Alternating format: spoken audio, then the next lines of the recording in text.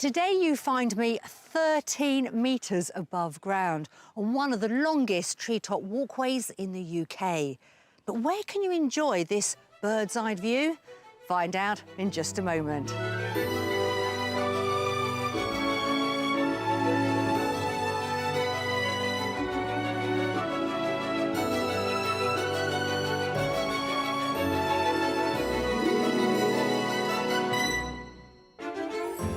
On today's show, our property search puts things into perspective. They definitely have focused on the view, and that's just what we're hoping for. Yeah. I'm going to have £1 for every time we say view, I think. Yeah. But views aren't everything.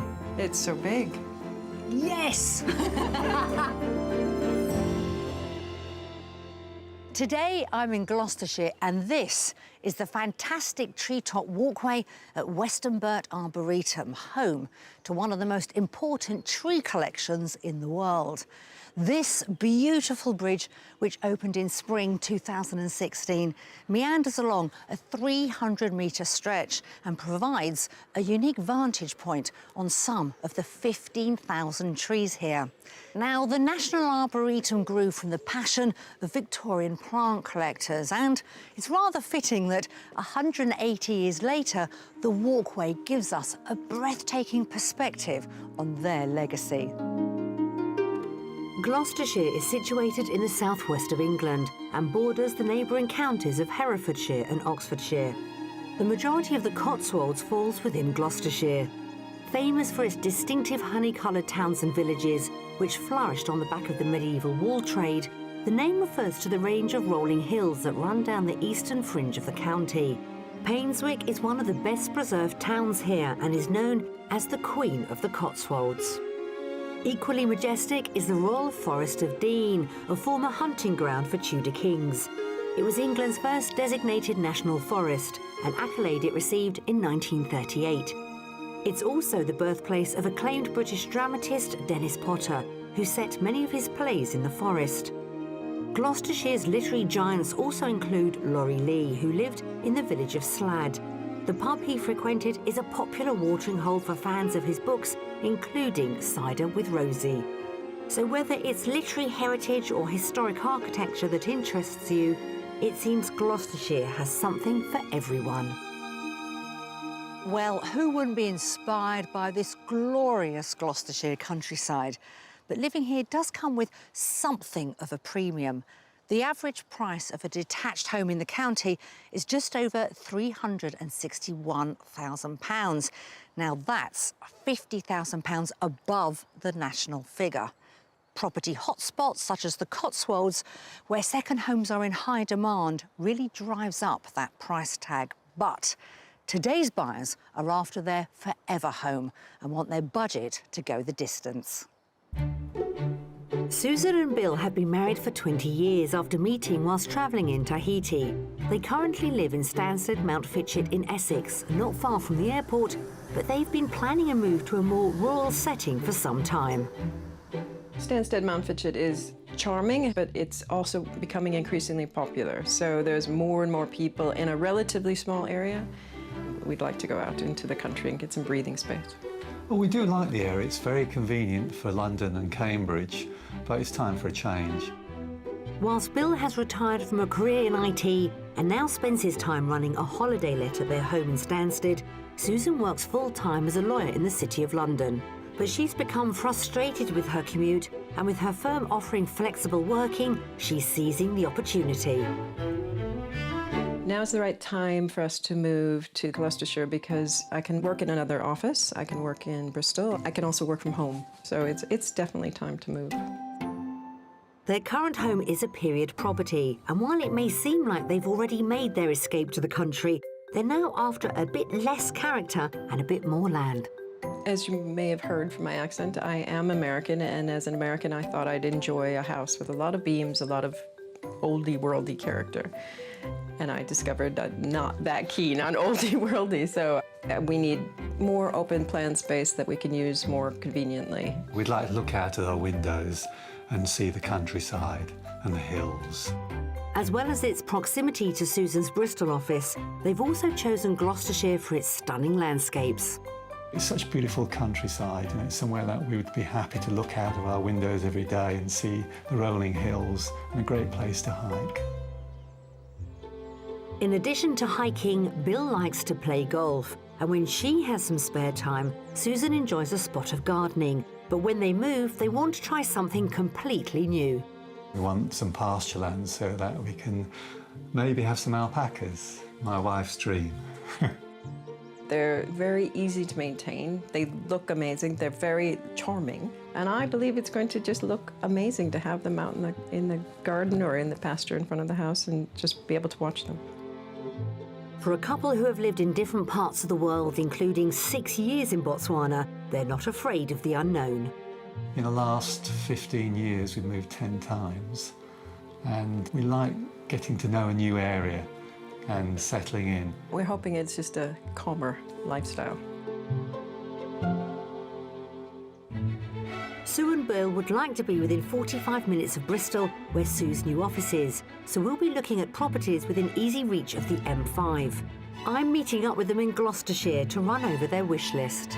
Well, Bill and Susan, I have to say, welcome to beautiful Gloucestershire. Thank you. Tell me, why have you decided this is the county that you want to move to? We're looking for a particularly beautiful part of the country, and this definitely is. We want some space, we want some open views, and if you look behind you, you see what we see, and it's why. Yeah, it's why. Gorgeous. And ideally, you'd like to commute to Bristol, not every day, but some days, don't you? Exactly, exactly. Best of both worlds. Exactly, that's the plan. So what about the actual property that you're looking for? Tell me about that. Well, we have not difference of opinion, but perhaps different priorities. For me, it's about the view and the land, and I'm not that interested in an old house, an old thatched cottage. That doesn't appeal to me so much, and that's partly because I'm American, and it's not what we're used to. Americans loved our traditional houses. Well, that's sort of what we're living in now, and we've decided that doesn't work for me. Okay.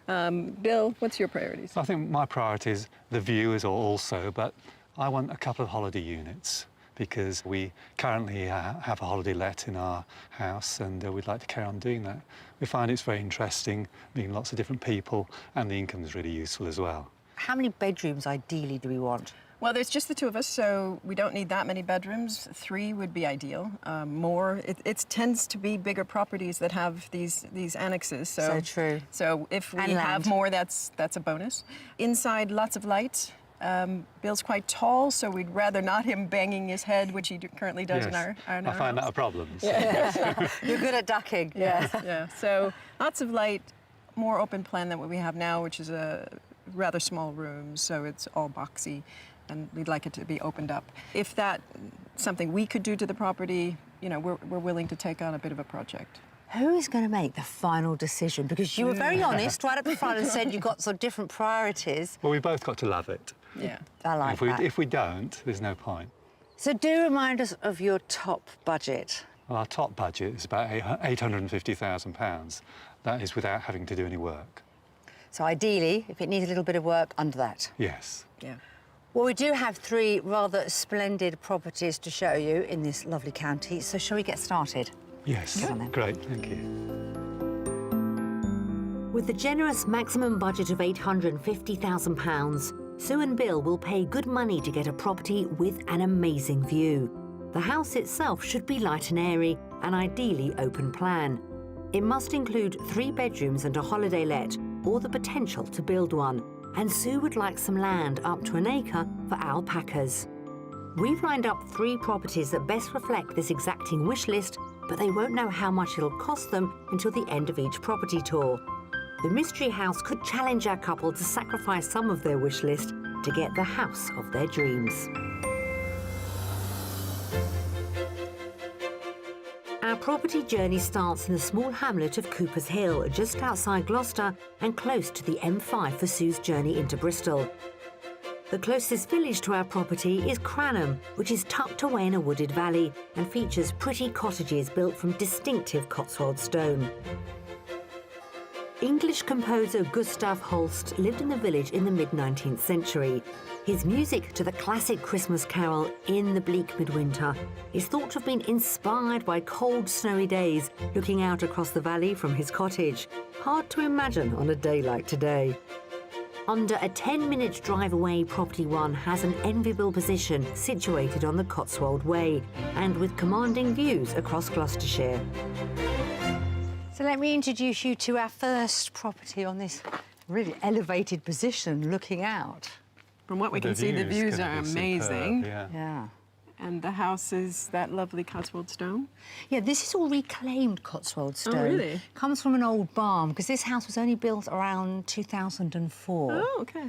And it has been designed with that view in mind. You said to me the views are more important than the house. Yes, I did. But I want the house to work as well for you, so fingers crossed. OK, well, follow me. Let's take a step inside. Great. With the space for cars and a timber garage to the side, the front of the house is designed with practicalities in mind. It's when you step inside that you really get a sense of the character of this building, which takes advantage of the view. So, this house is on different levels. You probably guessed that now. So we actually come downstairs to, well, not only marvel at that view, which I'm sure we're going to be discussing in some detail, but also introduce you to the kitchen, dining, breakfast room. Very nice. Yeah, good size. Yeah, we like this a lot. Well, I like it a lot. What do you think? Yeah, I think it's very good. And as you say, you're looking at that, you're taking advantage of that amazing view. Yes. Our current house, you have no view out the window, and that was from the kitchen. We always thought we'd like to look out and see something beautiful, so that'll do. So we're liking the inside so far. Absolutely. OK, well, let's see what you make of next door to our sitting room. Again, I think generous proportions. This is a lovely room. Yeah, light and airy, isn't it? Yeah, and Lots of windows on 3 walls. They definitely have focused on the view, and that's just what we're hoping for. Yeah. I'm going to have £1 for every time we say view, I think. Yeah. Because we're going to say it all the time, aren't we? Is it going to get a knock? Vista. Vista, scenery. Okay. Yeah, we'll have to think Out about the there. words. Out there. But yeah, but that's the whole point with this house. It is a large property, but it's all about the view.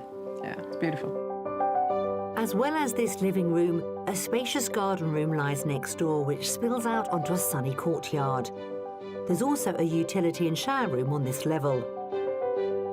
Upstairs, there are 4 bedrooms, including 2 good-sized doubles at the back of the house, and a single with exposed stone. What's more, there's the study, but I'm showing Sue and Bill their master suite. So you've actually got 3 doubles on this level with this house. This is the master. So you've got your ensuite, the shower and bath, wardrobe space, and then the room itself. It's nice. Doesn't knock my socks off, but it's very nice. Yeah, I prefer it a little bit larger and bigger windows, I think, but... I suppose you could try and open up the view. Yeah. Maybe put in French doors or something like that. Yeah, Just French bigger doors and a windows. balcony would be really That would nice. be lovely, wouldn't it? I'm saving the best till last here, as we're finishing the tour with that splendid view. Because the property is perched on a hill, the gardens are terraced. A patio section leads down to a lawn with well-stocked borders. Further below, there's a mini orchard. A few reservations about the property itself, but I wonder whether this... Stunning, absolutely It stunning. is isn't it? absolutely amazing. 2 other things that I know you're quite passionate about. One is the possibility of having an annex. You might have noticed to the right of the entrance of the property, there's a double garage. It's a wooden structure. Planning permission has been sought for that to be turned into holiday let accommodation. Hasn't been granted yet, but the paperwork's gone in. No, we like a project. Yeah, so, you would be starting from scratch. It's a great double garage, but there is space there. The other thing that you two like is land, isn't it? But if you were thinking of grazing land, you could look either to the side or straight in front of us. Conversations could be had either about leasing that or buying it. But that's something that you would need to look into. Okay. That sounds promising. So we're going to try and put a price on our first property with these spectacular views. What are you thinking? I'm going to be a bit cheeky. I'm going to say $795. OK. Yeah, I'd have thought slightly lower than that. 750. OK. The house has only just gone on the market. The asking price is, Bill, well done, £750,000. Wow. Good grief. That sounds promising, doesn't Yeah. it? Yeah. I think 100,000 we could make this house to what we wanted it to be, and do the holiday unit as well. Yeah. Well, I'm glad you're both pleasantly surprised. Yeah, it's a good start. And now you know that price, I think you're going to want to have another look, aren't you? Yes, absolutely. Have a wander on your own this time. Okay. Thank you. And don't forget the double garage. Annex potential, holiday let That's what we potential, want. income. Thank you. With £100,000 left over, Sue and Bill seem to have warmed to our first house, a modern detached property with character features. An open-plan kitchen diner and large living room have exceptional views, and it comes with 4 bedrooms. The garage could be turned into a holiday let, and there are neighbouring fields available to rent for alpacas. Oh, that's a surprise. Could obviously be the bedroom. I think this Yeah. could work really nicely, but you'd have to spend some money, obviously, to do Yeah. it. I think this property's got great potential. The price is very reasonable, 750,000, which gives us enough money to change some of the layout which we don't like in this house, plus to develop the garage to be a holiday unit. The outside area is gorgeous. I have mixed feelings. I'm not thrilled with upstairs.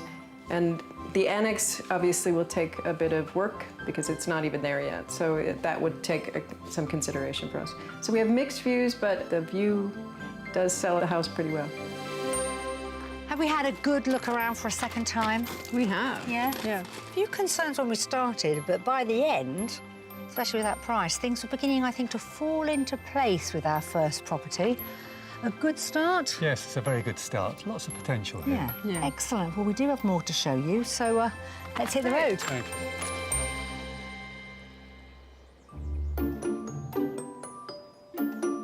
Sue has expressed an interest in keeping alpacas on their land when she and Bill moved to Gloucestershire.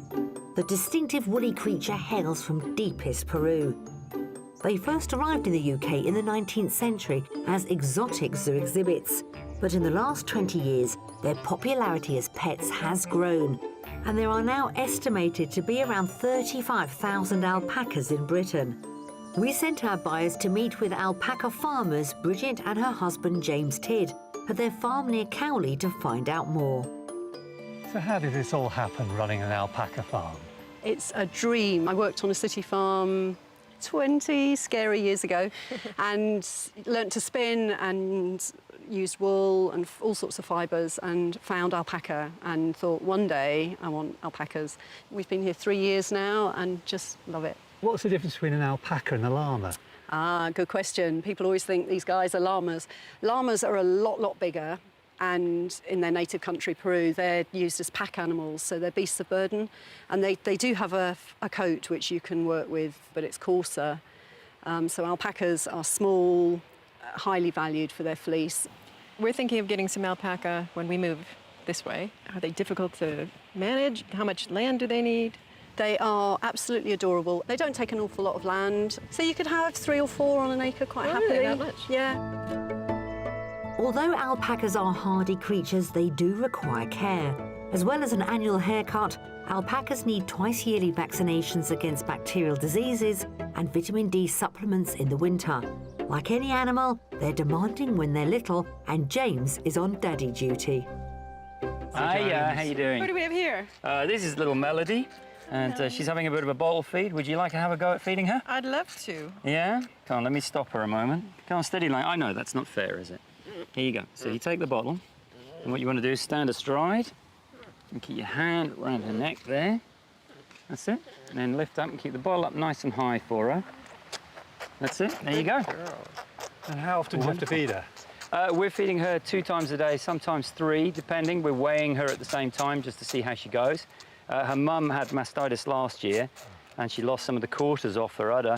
So they usually have 4 teats, but she only has 1.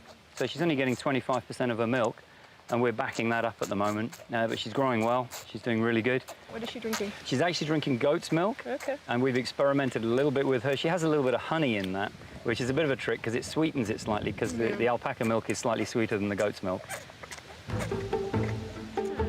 There she goes. Alpacas can also generate a healthy income. Their fleeces are often compared in quality to cashmere, and money can be made by turning the luxury fibre into woolen clothing.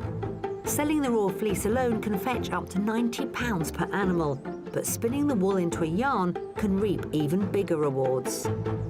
We have so much fibre that we send the majority away to a mill in Wales, and we have yarn made, produced, and we have rugs and throws. But I do keep the very nicest, softest crea fleeces to do by hand. OK, so you need a piece of fibre each. The principle of spinning is very, very simple. You just pull a piece of fibre out, the wheel will twist it, the wheel will pull it in onto the bobbin and wind it. Your job is to determine the thickness of the thread you're going to spin. OK. The 3 alpacas Sue and Bill would like to keep could generate 1.5 kilos of quality wool each year. Good man. Easily enough for a warm winter jersey. That's it, get the foot going. That's it, you're on a roll, you're on a roll. Bridget, this has been brilliant. We have a lot to learn, but we've really enjoyed it. I hope you get alpacas, and we'll see you one day back here for a bit more spinning. we may be Look forward neighbours. to it. Thank you.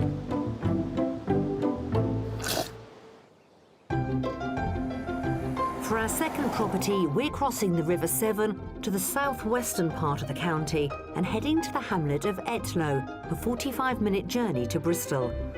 Situated near the Severn, the closest village is Blakeney, which has a range of local amenities, including a post office and public house.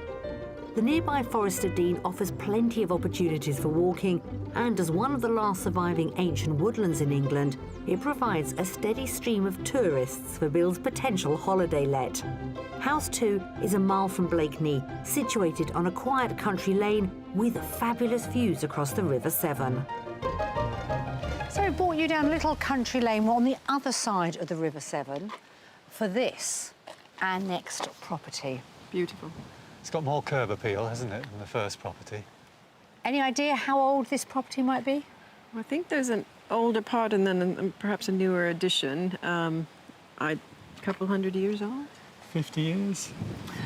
16th century. Oh my God. Yes. That's amazing. So we are stepping back in time, but Susan, being eagle-eyed, you have noticed there's been an extension. I'm a little bit worried about the light, but we'll see. OK, well, let's do that. This former farmhouse is actually Grade 2 listed, but shows how alterations can be made provided you get the right planning consent from the local conservation officer. We're heading to the kitchen in the extended part of the house. So a kitchen, you know, it does have beams. But they're lovely beams. They're nicely Great placed. high ceiling. Yeah. It's a very attractive kitchen. Yes, I do like this. I think if you took the table out, this would be a really nice size. Yes, and you could easily take it out and perhaps put it next door because you've got a beautiful garden room there. Okay. So if you did want to have separate dining, you could use that. Well, I suppose another option is that we can knock through to the next room. OK, let's keep going. So we're now stepping into the oldest part of the house. You've got your snug to one side, dining table on the other. This was the original kitchen. Okay. It's a lot smaller. I want to show you through here. Next to the dining room, there's a utility with WC and an office. Although this older part of the house is darker than the kitchen, I'm hopeful the living room will allay Sue's fears about lack of light. So at the end of the hallway, we have this sitting room. This is a very pleasant room. You know, it's obviously smaller than the more modern properties, but good size for an older building, for a much older building. Yeah, I love the beam and the fireplace. So it's got plenty of windows, you know, lots of natural light, and it's not too twee, not too old-fashioned. Right. I probably would prefer more open plan, but I don't know if it's possible with the way the rooms have been. Yeah. Well, let's take you upstairs. Okay. See what you make of the bedrooms. Upstairs, there are 4 bedrooms. These include a double and a single, both serviced by a family bathroom with roll-top bath. There's also a large double with exposed ceiling beams and an ensuite shower room with its own staircase leading up from the snug. This could serve as the master, but the current owners are using the largest and lightest bedroom at the other end of the house.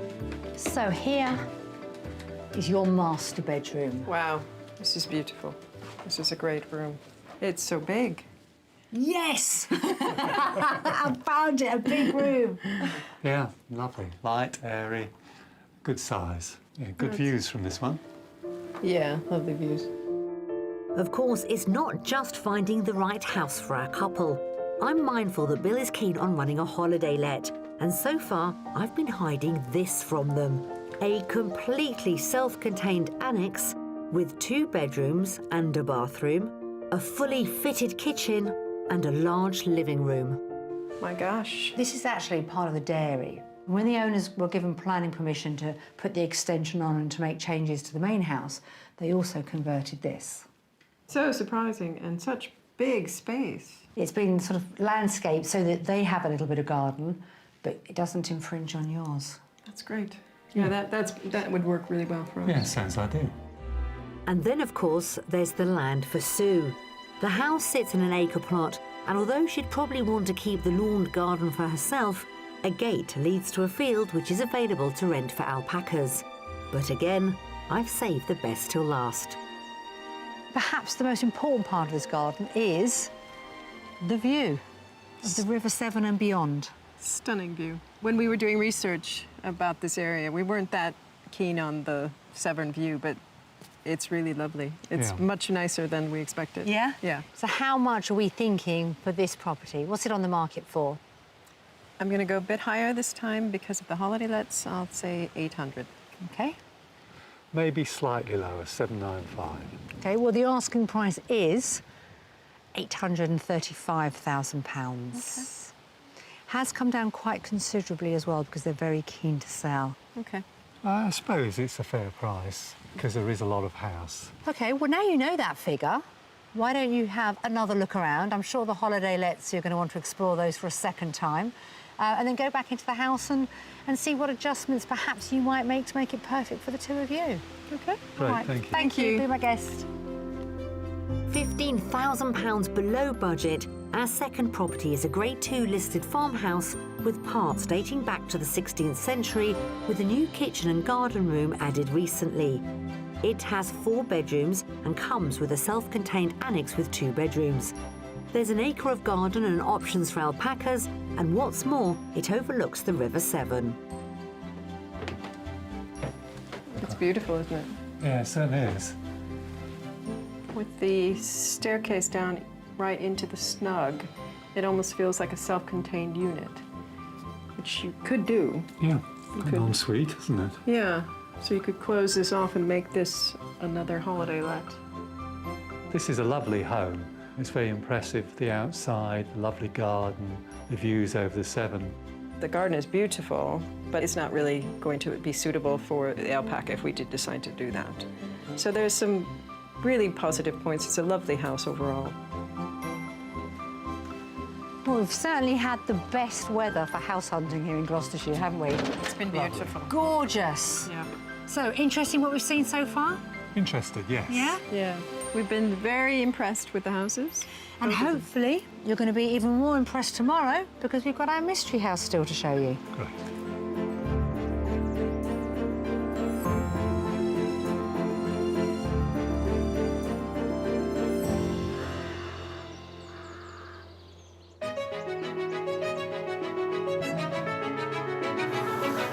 We're in Gloucestershire with Bill and Sue from Essex, hoping to find a home with land on an £850,000 budget. Coming up, the mystery house reaches new heights. Wow, this is really surprising. And lows. I have to bend down like this. Right, OK, moving on to the next room. And I get the scoop on one of the county's coolest concoctions. Oh, look, you're like the Willy Wonka of the ice cream world. Although Susan and Bill told me at the start of this search that the view was more important than the actual house, yesterday it became clear that the two homes we showed them didn't quite deliver on the layout, even though they both had exceptional vistas. So today we're going to shift our focus back to the home itself. Now, the mystery property is a unique new build, but as ever, there is a compromise, and this time it's the land. For our final house, we're hopping back over to the eastern side of the Severn and heading to the village of Purton.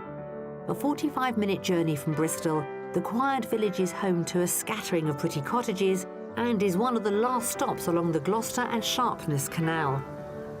The land between the canal and the river is known for the Purton hulks, the remains of old boats intentionally beached to protect the banks from erosion. Our mystery house is set back from the road, tucked away behind the parish church in the heart of the riverside village. So our final house is, of course, the mystery. And here she is.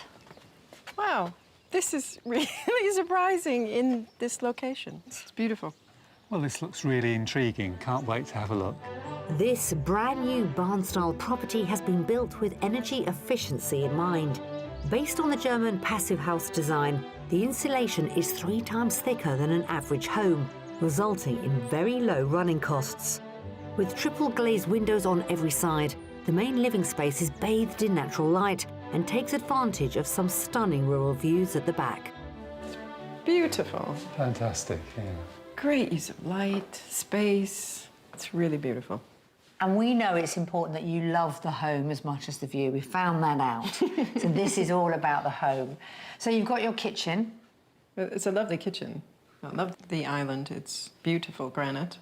And you feel like you're outdoors. Yes. My problem is that I've got to duck to look through the windows. So you see a big green... Blob. Blob. Yeah, I don't see the vista. I think it's better for somebody of your height, to be honest. I have to bend down like this. Right, OK, moving on to the next room. I'm going to take you in here and then hopefully you will see it at its best. Oh, very nice. Simple, but great fireplace. Yes, Nice. I like this area. So you do have access to your patio out there, which is slightly raised, and they've put in this huge pond, which comes from the rainwater off the roof, and you can swim in it. So when they have their friends and their children, they all go and have a dip in the pond. Well, that's great. Yeah. And Bill's actually always wanted a pond. I have, yes. Have you? Yes. Ah, there So we that's are. another tick. It's working. It's working. Right, let's head on upstairs. As well as this huge open-plan entertaining space, the ground floor also features a bedroom with a wet room ensuite and a laundry area. Upstairs, there are 3 further bedrooms, including 2 good-sized doubles, each with their own ensuite bathrooms. And finally, a spacious master. I probably should put Bill this side, because Bill will be able to see my view. But do take a look at the actual master bedroom as well. This is gorgeous. Fantastic. I do like this room. What a wonderful place to wake up in the morning. Yes. Great views, good size. I love it. Yes. Really nice. Yeah, you both do. And This is beautiful. Let's Yes. head back downstairs. The mystery house seems to be working its magic, but as always, there's a compromise. There's less land here than our previous properties, so they'd have to put their alpacas on neighbouring land. In addition to the garden at the front of the house, there's a small lawn to the side, which is the location for one of the outbuildings. The current owners use this as an office. There's also a separate workshop. So the final part of the jigsaw are these, well, beautiful outbuildings, really, aren't they? At the moment, Yes. set up as an office. You've actually got a shower room there, storage, workshop, whatever you want. Now, it is the mystery house.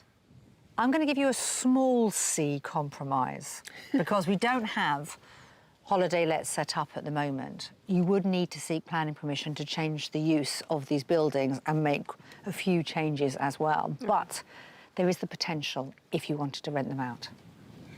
Yeah, that's something to think about. There's a lot to take in with this property, isn't there? And also now we've got to try and guess the price.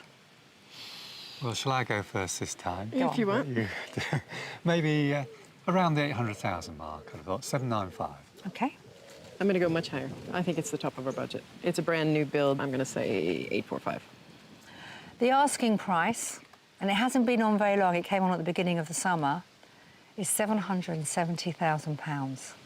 Seriously, Yeah. that really surprises me. It's a good price. Have a wander around and then I'll find you when you're ready. Great. Great. Thank you. £80,000 below budget, our mystery house is a stylishly modern barn-style property with eco-friendly credentials.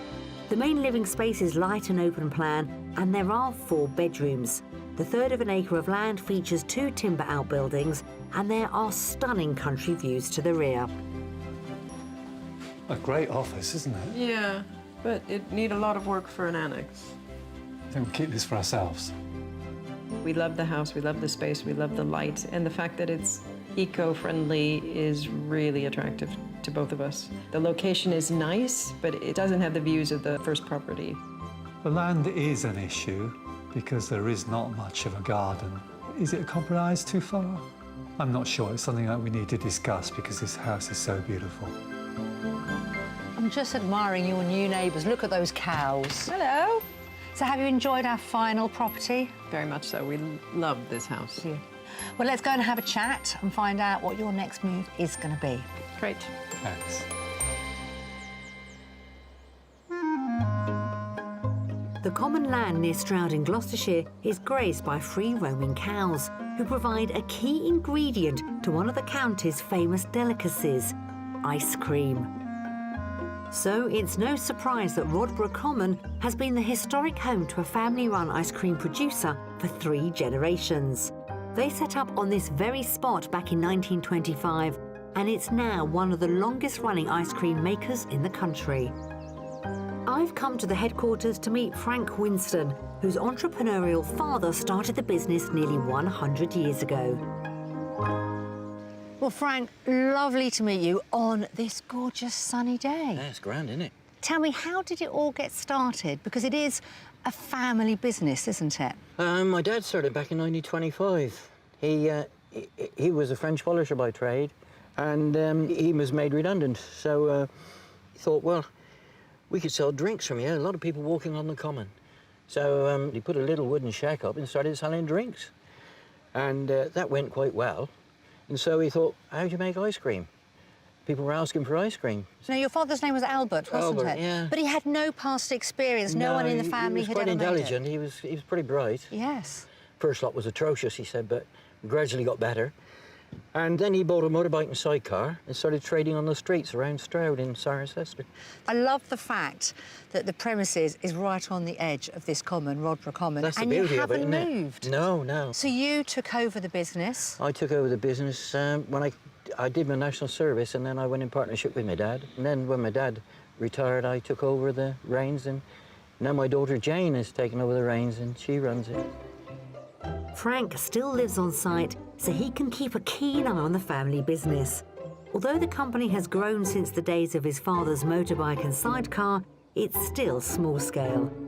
Frank's son-in-law Colin Veer is general manager and is showing me around. What is it about this region that makes it so special? I think this region, more than any other, is really well known for its dairy products. So, you know, for example, its milk and its cream. And I think there's just a certain excellence about the milk and the cream from this region.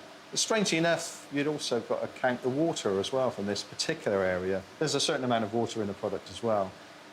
It's just got something about it. I'm not sure exactly what, but it seems to bring it out. As well as being proud of their heritage, they like to keep things local. The milk and cream all come from these grazing cows. They sell from their vintage ice cream vans on the common or direct to nearby pubs and restaurants. The rest is sold in the shop, where I'm meeting Frank's daughter Jane, who's now in charge of the business. This is the magic. I wouldn't mind having a go. Do you need an extra pair of hands? I do. What do I need to remember? What do I need to do? Okay, you've got your scoops. Yes. Cones. Yep. And what do I offer them? 3 different varieties? Yes. Or they Okay. might want a tub. These are all sort of the traditional flavours, but you go out there and do some weird and wacky ones. We do rhubarb crumble. We've done gooseberry, and we're about to try a licorice and blackcurrant. Oh, look, you're like the Willy Wonka of the ice cream world. Well, we've got some customers coming. Keep an eye on me. I'll give it my best. Ready? Here we go. Big smile. This isn't the first time I've sold ice cream. 1986, Herne Bay Bandstand. I remember it well. You picked a perfect day for an ice cream, haven't you? Well, I used to live here and I grew up with 99ers, so if you still do a 99er, I would like a 99er. So that's a vanilla. Yes. If I can tempt you with a cone, or did you want to Oh, I have to have the cone. And which one would you like? That's real. Which one would you like? That one would do good. Yes? You have, yes. So we're going to have That's vanilla. a double. Vanilla, yes. A A little more double. ice cream on it. Yeah. So I'm going to put it into a little ball. Maybe a little bit of a bigger ball. I'm thinking of her profits. There we are. Enjoy. Nice to meet you. Thank you. Bye. Back in the summer of '86, I ate more ice cream than I sold. Am I allowed a double one? You are allowed a double one. And it seems old habits die hard. Total job satisfaction.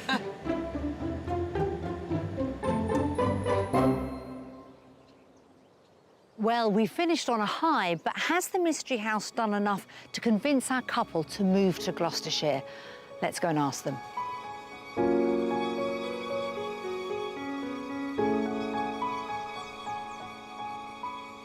Well, Bill and Susan, we started off this house hunt with, well, a very generous budget and a very generous wish list, didn't we?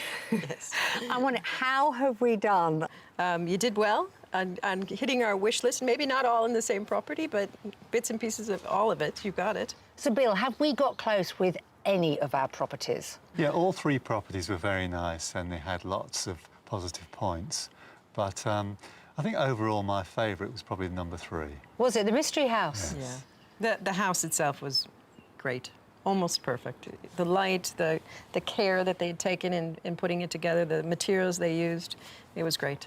It did work its magic, but do you love it enough that you might consider a second viewing? I don't think so. We do love the house, but there are too many compromises for us. It's a lovely house, and I'm sure it'll be snapped up pretty quickly. If I could pick up the Mystery House and take it somewhere where it had perhaps more impressive views. If you moved it to where the first property was? Yeah. Yeah.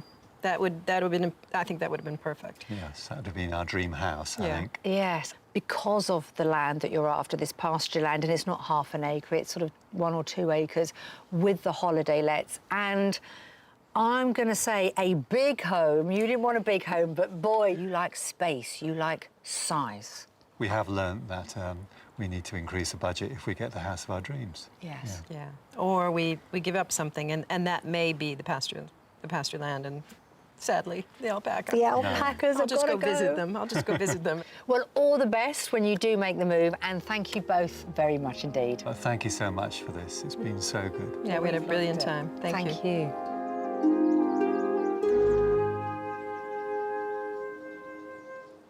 So in the end, the Mystery House was a compromise too far. However, what this week has shown Bill and Susan is to achieve everything they want to the standard they desire, they're either going to have to look at that rather generous budget all over again or reduce their wish list. So we haven't secured a sale over the last few days, but I'm pleased we've given them clarity on what their priorities actually are, and hopefully they'll be making a move very soon. So that's it from me from Gloucestershire. See you again next time on Escape to the Country. If you would like to escape to the country in England, Scotland, Wales or Northern Ireland and need our help, you can apply online at bbc.co.uk/be on a show.